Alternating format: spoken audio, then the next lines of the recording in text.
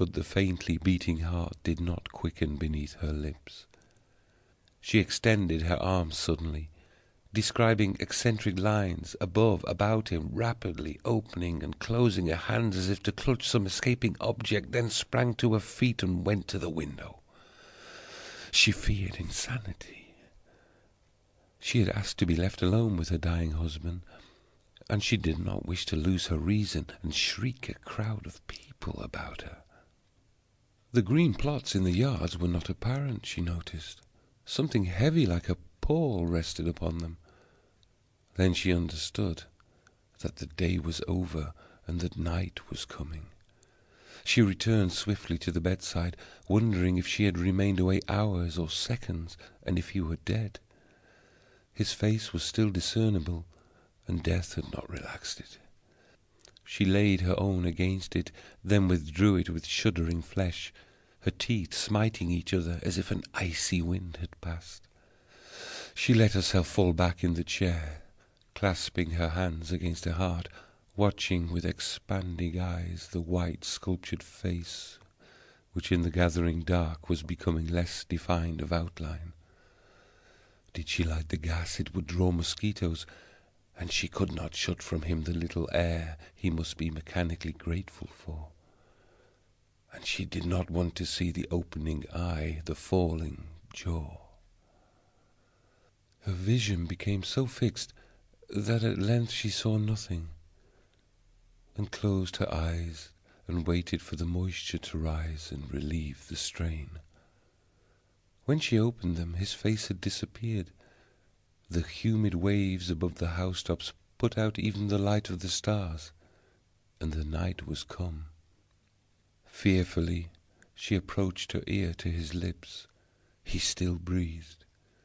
She made a motion to kiss him, then threw herself back in a quiver of agony. They were not the lips she had known, and she would have nothing less.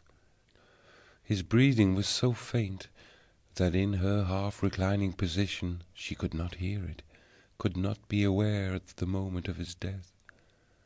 She extended her arms resolutely and laid her hand on his heart. Not only must she feel his going, but so strong had been the comradeship between them, it was a matter of loving honour to stand by him to the last. She sat there in the hot, heavy night, pressing her hand hard against the ebbing heart of the unseen and awaited death. Suddenly, an odd fancy possessed her. Where was death? Why was he tarrying? Who was detaining him? From what quarter would he come? He was taking his leisure, drawing near with footsteps as measured as those of men keeping time to a funeral march. By a wayward deflection, she thought of the slow music that was always turned on in the theatre when the heroine was about to appear, or something eventful to happen. She had always thought that sort of thing ridiculous and inartistic. So had he. She drew her brows together angrily, wondering at her levity, and pressed her relaxed palm against the heart it kept guard over. For a moment the sweat stood on her face, and then the pent-up breath burst forth from her lungs. He still lived.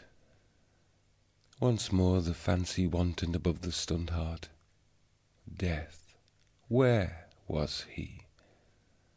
What a curious experience, to be sitting alone in a big house she knew the cook had stolen out, waiting for death to come and snatch her husband from her. No, he would not snatch. He would steal upon his prey as noiselessly as the approach of sin to innocence, an invisible, unfair, sneaking enemy with whom no man's strength could grapple.